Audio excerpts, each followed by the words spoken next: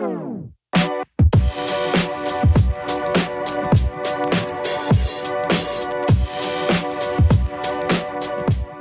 Student, hope all of you good. So हम आज start करेंगे chapter 12, the period after the Guptas. This is the 12th chapter of class 6th history section.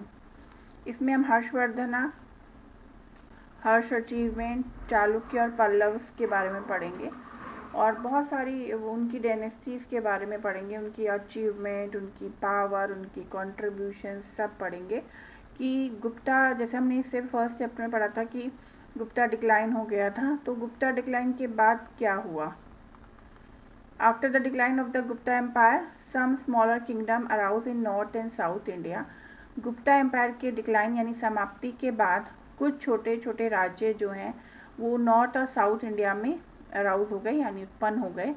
Among them the prominent ones were the kingdom of Harsha in the north and the Chalukyas in the Deccan and Pallavas in South India। इनमें से जो prominent यानी जो मुख्य मुख्य kingdom थे वो थे हर्षा का किंगडम, हर्षा का राज्य जो कि नॉर्थ में था, चालुक्य जो दक्षिण में था और पल्लव जो कि साउथ इंडिया में थे। सबसे पहले पढ़ेंगे हम हर्षवर्धना। हर्षवर्धना जो है वो हर्षा किंगडम जो है उन्हीं के नाम से जाना जाता है।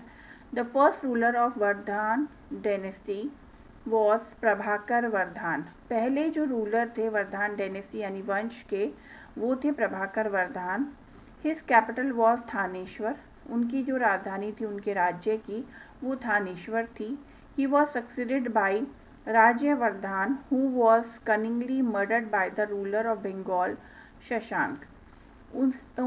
उसके बाद उनके जो वंश के मतलब उनके बाद जो गद्दी पे बैठे वो राज्यवर्धन बैठे, जिनको बहुत ही चतुराई से बंगाल के जो रूलर थे शशांक, उन्होंने उनका मर्डर कर दिया।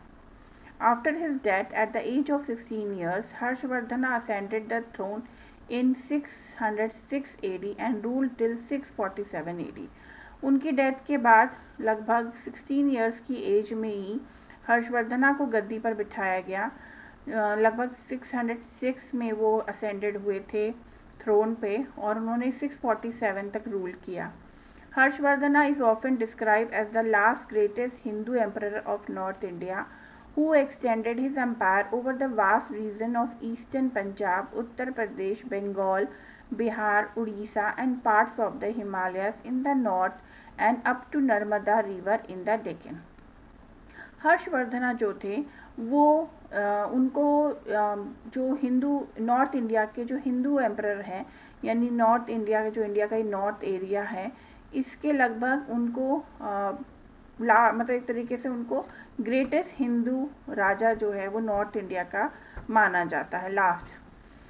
उनका जो एम्पायर था वो बहुत सारे एरिया तक फैला हुआ था, जिसमें पंजाब, उत्तर प्रदेश, बिहार, बंगाल, उड़ीसा ये सब थे। हिमालय में भी उनका राज्य था और दक्षिण में नर्मदा रिवर तक उनका राज्य जो है वो एक्सटेंड था। ये देखिए पूरा एम्पायर ऑफ हर्षा है।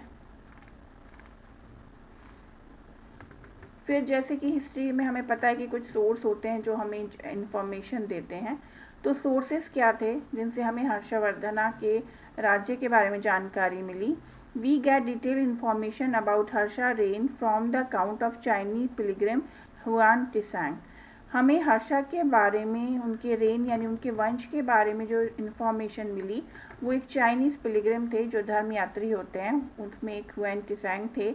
उनके रिटन मटेरियल से हमें उनके बारे में जानकारी मिली।